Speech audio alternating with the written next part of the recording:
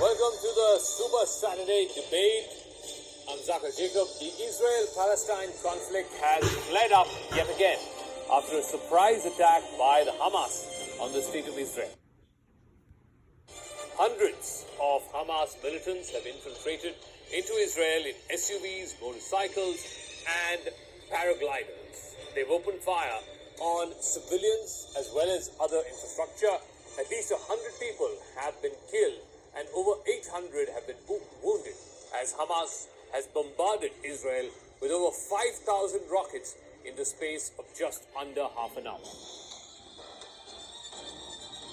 Israeli Prime Minister Benjamin Netanyahu has declared a state of war.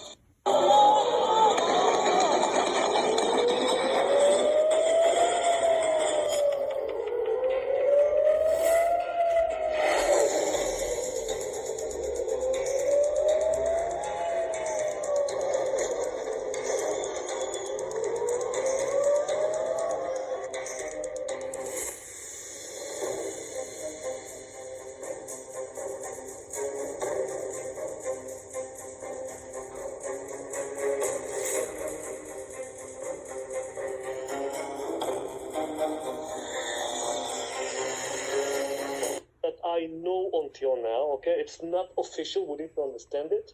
There are more than 100 Israelis that were killed, way more, I believe. I think that we are going to be surprised from strongly against Hamas. Hamas knew that. I mean, Hamas, I'm sure that they knew that we will not keep silent. And let's see on the following days, people are called for reserve. Thousands of people were called to serve in the army. Okay. And we were kept in a mind. You know, there is not a love lost between the two of them. This is an attack by the Hamas. This is a terrorist attack. You know what is really surprising? Israel through the southern borders without being detected and can carry out the kind of mayhem that we've seen. kidnapped into Gaza. You need to understand, kids and women and or right of center government we've seen in Israel in the last 50 years, they have to be seen as acting and acting decisively. to say enough is enough. And I don't think that it should jeopardize our relations and the Abraham Accords or the upcoming relations with Saudi and the rest of the Gulf countries. And Our civils and old people and the children. Be sort of calibrated by that. But at the same time, because Benjamin Netanyahu happens to head a coalition of extremely... You know, I would tend to suggest that there... Thank you for joining us and putting into perspective what made this...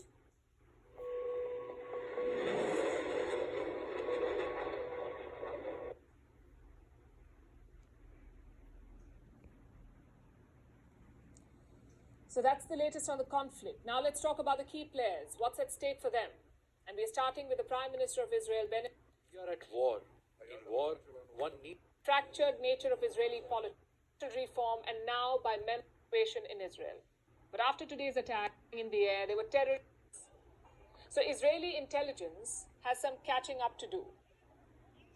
But Netanyahu's international allies are ready to step up.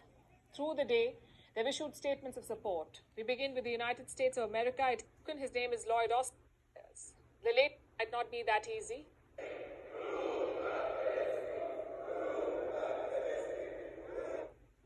So the battle lines have been drawn. Netanyahu. Israeli Prime Minister Benjamin Netanyahu says Israel is at war. The Islamist militant group Hamas's multi-pronged attack by land, sea, and air took Israel by surprise. Israel's National Rescue Service has said at least 40 people have been killed. Hundreds have been injured. A spokesman for Hamas called the military operation Al-Aqsa Flood, while Israeli Prime Minister Benjamin Netanyahu has vowed a severe retaliation. Israel has dubbed its operation Swords of Iron. On the citizens of Israel to strictly adhere to the directives of the IDF. Cabinet is going to debate and is debating, Israeli leaders are debating exactly to what scale the response will be and the full force of the retaliation will be. That will likely depend on military brass. Under siege with civilians, kids, families under all being sheltered in their houses, trying to fight off militant Hamas, militants from the Hamas coming over street by street in Israeli towns. This is something we've never seen before. So the artillery that we're used to seeing, it's not the purpose this time. It's just the cover. Israelis are surprised to see. Please help us. This is a complete shock for Israelis. Shani, we literally have 20 seconds, but I do want. And what response do we have?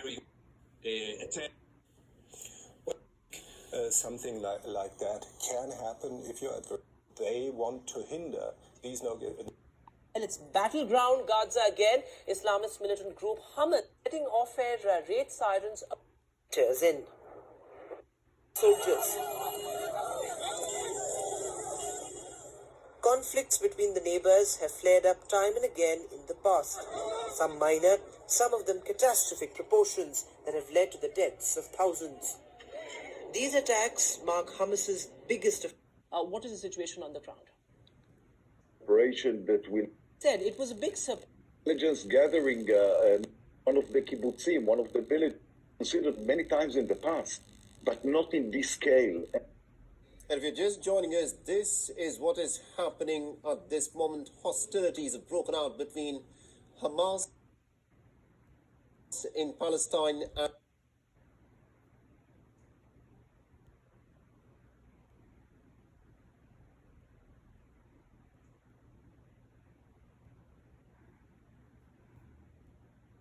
managed to pierce through the air defense system that the state of Israel has. In Gaza, the militants claimed that they had taken over several Israeli military assets, including tanks and armored vehicles.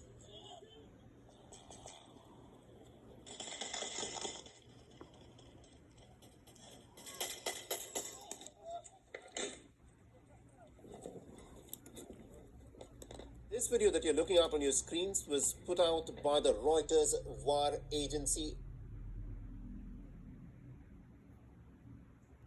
and it apparently shows the Palestinian fighters' piece of territory. It is one of the most densely populated areas anywhere. Now, addressing the conflict at an emergency meeting, the to clear out the infiltrated towns, and all reservists, or at least a large part of the reservists in the state of Israel, have now been called back to service. Israel, as part of its counteroffensive, has launched several Palestinians have been killed and many others have been maimed and injured after Israel